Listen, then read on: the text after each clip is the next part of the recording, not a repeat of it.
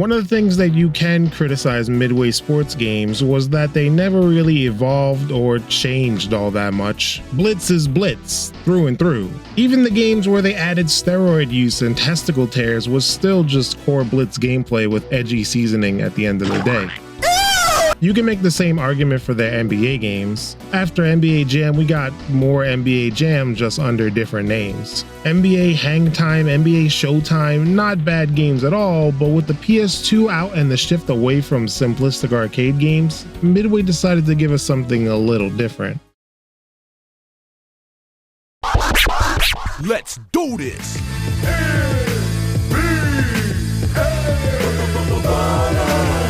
NBA Ballers, otherwise known as Basketball Bonking Simulator.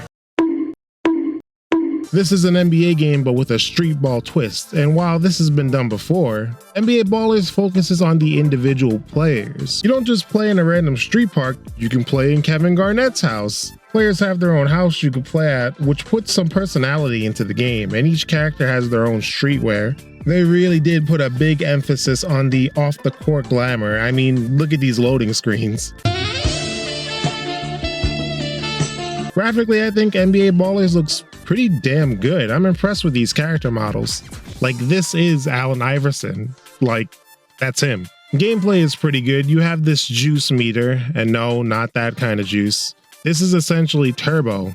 No, not that kind of turbo. This is what makes the game go round, and you have a surprisingly big arsenal of moves to do. You could bounce the ball off of someone's head, go for an alley-oop. You could bounce the ball off of someone's head into an alley-oop. That shit is so disrespectful. Passes to yourself off the backboard, and this.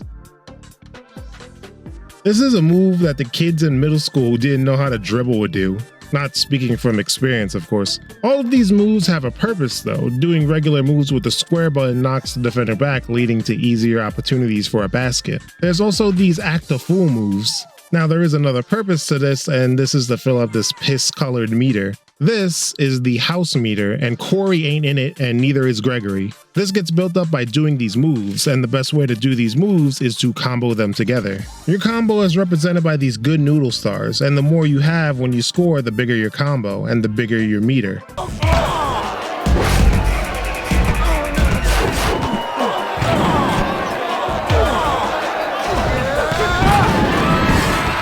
And when it's full, you have a chance to bring down this Temu backboard. Hurry up with that shot!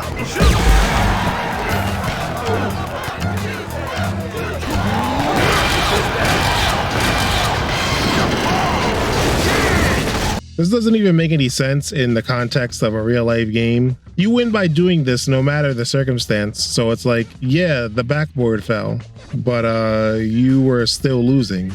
You lost. Another thing is that every player feels somewhat different because they all have certain things they can or can't do.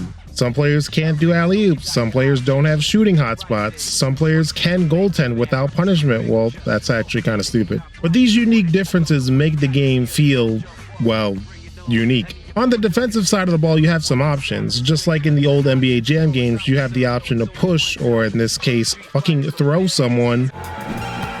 Gotcha, bitch! But each time you do, you earn a foul. 5 fouls and your opponent goes to the free throw line with epic music in the background.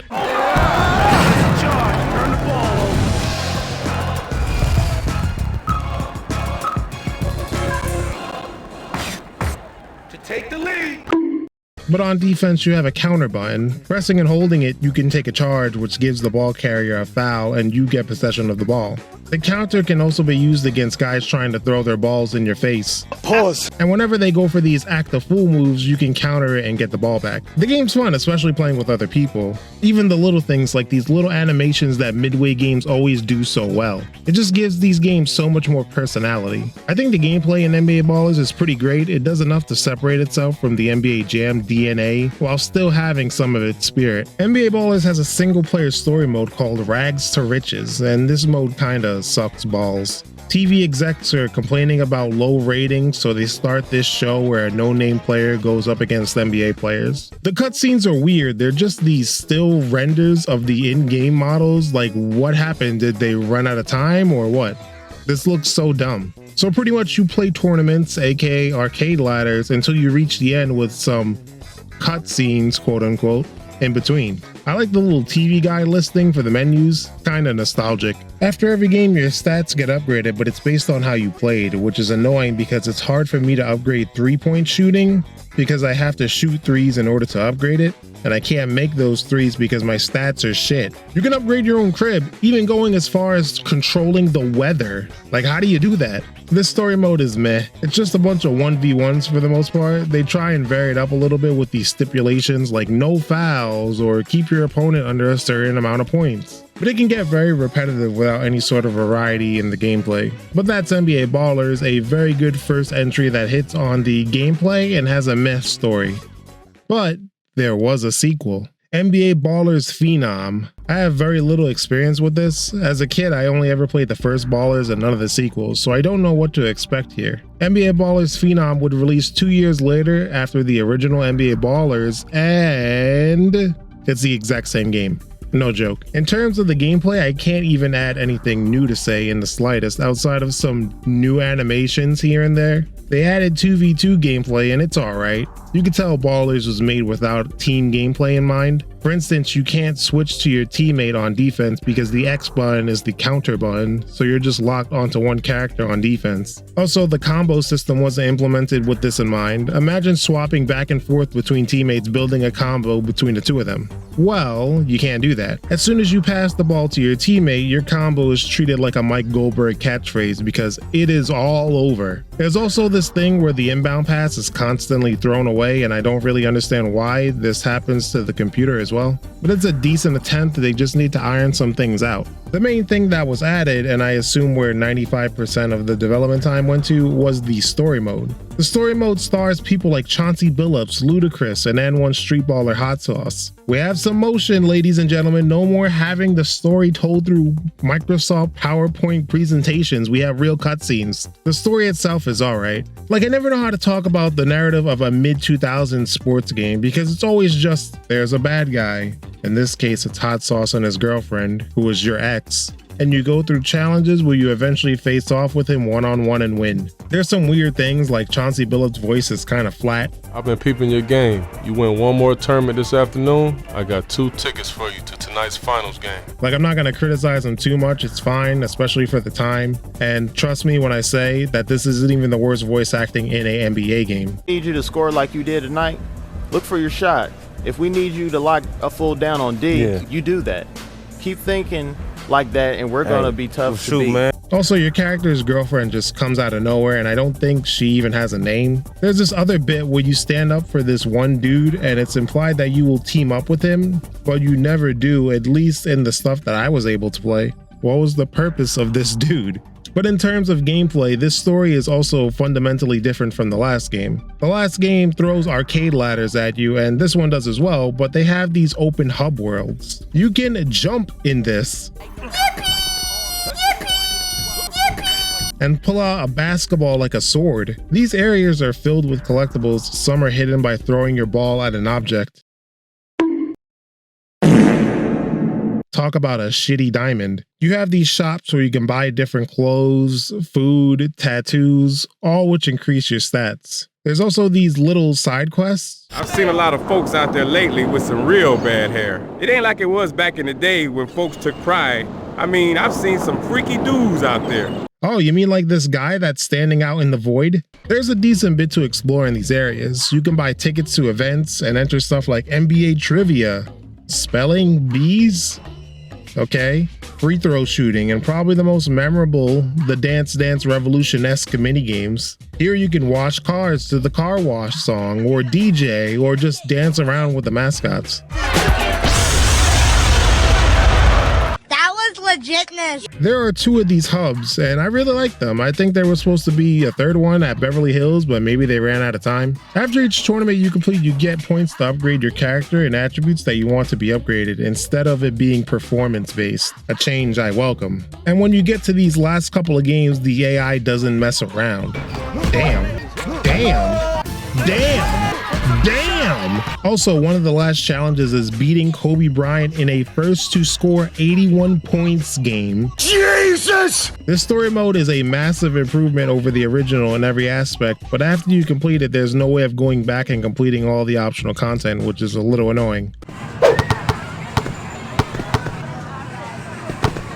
why he walking like that? NBA Ballers Phenom is a tough game to judge. In a bubble, it's a really great game, but outside of the story, it's virtually the same exact game as the first one. Like if the UI wasn't different here, you wouldn't have been able to tell the difference between the first game and this one. It got a little old fast for me because I just came from playing the first game and they're both so similar. There would be one more sequel, NBA Ballers Chosen One.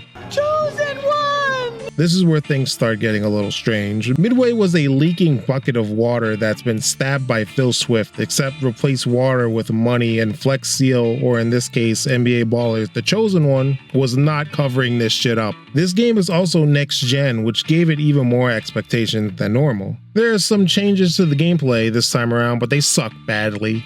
They add in the most worthless feature. This is a mid to late 2000s game on a 7th generation console, so I guess the developers are contractually obligated from some higher power or deity to add in these stupid QuickTime events.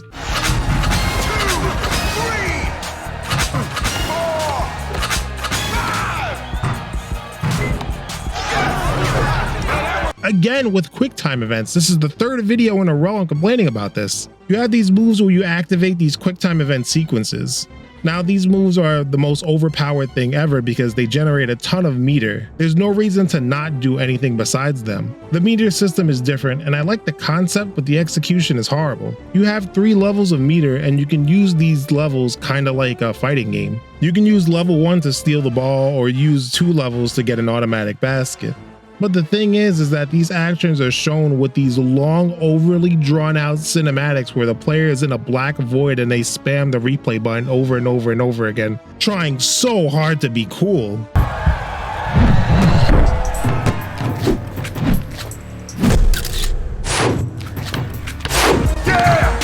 This looks like shit. Level 3 supers end the game automatically. It's treated like bringing the house down in the other games, but without actually bringing the house down. You run up to this marker and press a button, and another one of these cinematics play where you just dunk the ball. Now, when you destroyed the backboard in the old games, it made sense as to why the game ended. There's no backboard, we can't play anymore. But here, you just dunk the ball and the game is over for some reason. And like I said earlier, you could just spam these QuickTime event sequences to build meter and end games in a matter of a couple of possessions. You can lose meter, but you can never lose a level once you earned it. So the back and forth you would have to keep the meter unfilled in the old games is gone. And once you acquire the level 3, the game is a foregone conclusion, because you just walk up to this marker and press a button, as opposed to the older games where you still had to earn that alley-oop. Obviously, this reliance on unbalanced automation kills this game, and it doesn't even look cool. When you counter the QuickTime events on defense, the player just falls backwards like a ghost pushed him, or Aang blew a gust of wind off screen to knock him over. And this stuff doesn't even work in 2v2 modes. Like, what the hell is even going on here? But it gets worse somehow. Chosen One has a story mode, and it's somehow the worst story mode out of all 3 games. It just reverts back to the original NBA Ballers format. You go through arcade-style ladders, and there's no real story. The cutscenes are just rapper Chuck D starting an episode of this show, and once in a while you'll get a cutscene where it's like, ooh, Dwayne Wade has arrived. But there's no actual story here, no explorable hub, no anything. But I guess make way for a 3-point contest where your player moves like the stiffest man alive, moving like the Tin Man before he got oil. And this stipulation that I ran into is so bad, I really do think some developer out there was trolling or something. So there's this stipulation in the story mode where it's a 3-player game and you don't have to check or clear the ball. So naturally, the game just devolves into a damn mosh pit underneath the rim. Ball score. Can't miss from there. Nailed it. Off the block.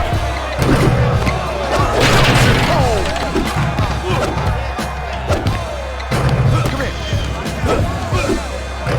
Give me that. Score's the same now. Let's go, Timothy. Like, I don't even get what's going on. Probably the dumbest thing about this game, and if I'm wrong about this, I do apologize, but there's no way to give your guy hair. Like, you have to be bald when you start off this career mode. Like, I've looked into some other gameplays on YouTube and everyone starts off bald. Yo, how can I change my hair though? I gotta be bald headed. NBA Ballers Chosen One. Chosen for what? Alopecia? And really, that is the game. This game is about as useful as LeBron without air conditioning. And even besides the things I mentioned, this game lacks any kind of soul. Those cheats you can find in Midway games are gone. The lack of color is apparent. The point system is completely missing, and even things like shooting from the hotspot lack the flame effect on the ball. I don't know if Midway wanted to distance themselves from their old arcadey ways, or if they were just following industry trends that were popular at the time. But in any event, it all led to a poor finale of a game. And that's right, I said finale. Midway would go bankrupt shortly after this, and the NBA Ballers series would be no more. And it's kinda sad. NBA Ballers started off great, built a great foundation with the second game, and just fell off on the third. But the over-the-top arcade sports games was falling by the wayside in the gaming landscape anyway. So sadly, even if those games were all masterpieces, I think they would still be dead today.